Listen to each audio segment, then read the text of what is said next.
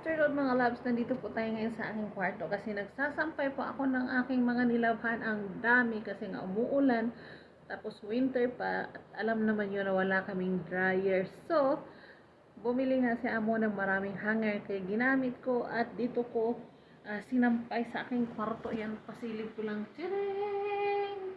Tadang! Pero, ang content ko ngayon ay hindi po dahil dito sa aking mga labahin, kundi doon po sa aking ah, nakita doon sa aking YT kasi habang ako yung nagsasampay ay naka-play po ako, nagre-reply po ako sa mga ah, dumalaw sa aking video. At yun, tapos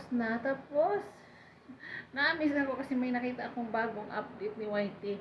Ngayon ko lang kasi nalaman yung pwede pala tayong mag-voice reply o di ba social. Hindi na tayo mahirapan mag-type pa. Kaya naman i-voice reply na lang natin ang ating mga reply sa ating mga supporters.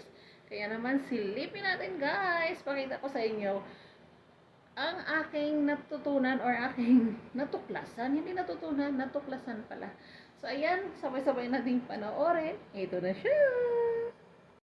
Kaya naman mga loves, tara tingnan natin. Ayan dito, kasi o di ba meron ang mga comments diyan. Tapos dito sa baba, yan na hard ko na yan pero hindi ko pa siya na-replyan. So, pindutin ko lang yung ayan ito, tapos di ba dapat dati ay magsusulat tayo. Dito kasi sa dulo merong ganyan, kaya ibig sabihin sa voice.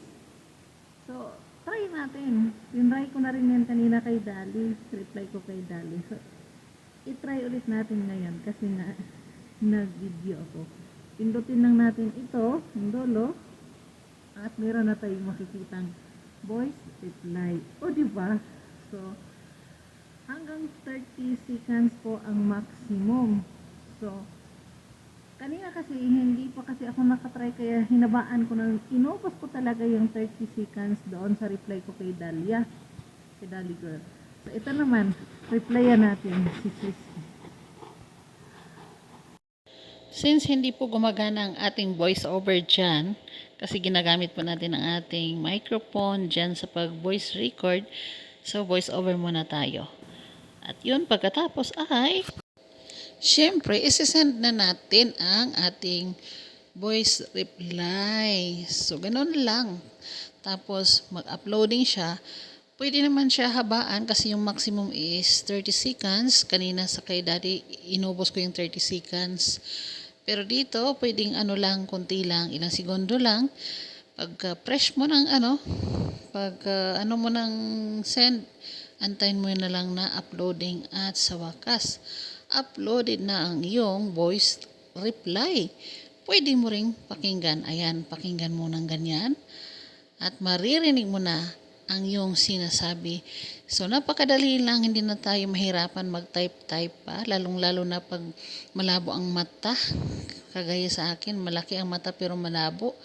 Yung mga letra dikit-dikit na. So, ganyan ang gawin na lang pag-reply, no? Voice reply. So, ayan mga loves. Thank you so much for watching. God bless us all. And advance Merry Christmas. Bye-bye.